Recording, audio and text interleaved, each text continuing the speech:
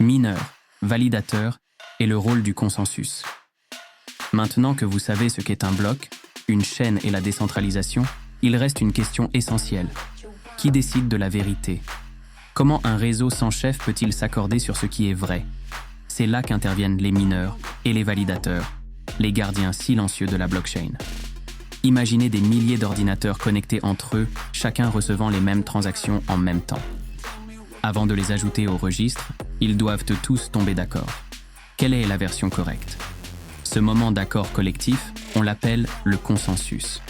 Il existe plusieurs façons d'y parvenir, mais le principe reste toujours le même. Aucune vérité n'est imposée, elle est votée, calculée, validée par le réseau entier. Dans le cas du Bitcoin, ce sont les mineurs qui jouent à ce rôle. Ils utilisent leur puissance de calcul pour résoudre un casse-tête mathématique. Le premier à le résoudre gagne le droit d'ajouter un nouveau bloc à la chaîne et reçoit en récompense de nouveaux bitcoins. C'est ce qu'on appelle le proof of work, la preuve par le travail. Une course à l'énergie, à la puissance et à la sécurité. D'autres blockchains, comme Ethereum aujourd'hui, fonctionnent différemment.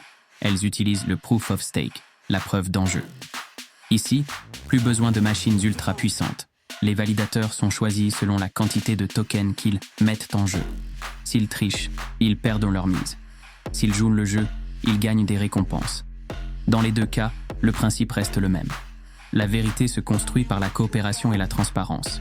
Pas par la force, mais par le consensus. Et chaque nouveau bloc ajouté est le fruit de cet accord collectif. Personne ne peut tricher sans que le reste du réseau ne le voie. Personne ne peut imposer sa version sans convaincre la majorité.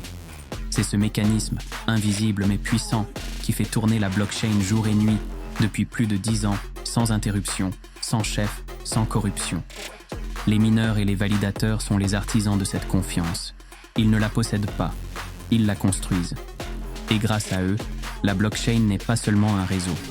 C'est un organisme vivant, qui s'autorégule, se défend et grandit à chaque instant. La confiance n'y est plus donnée, elle est méritée.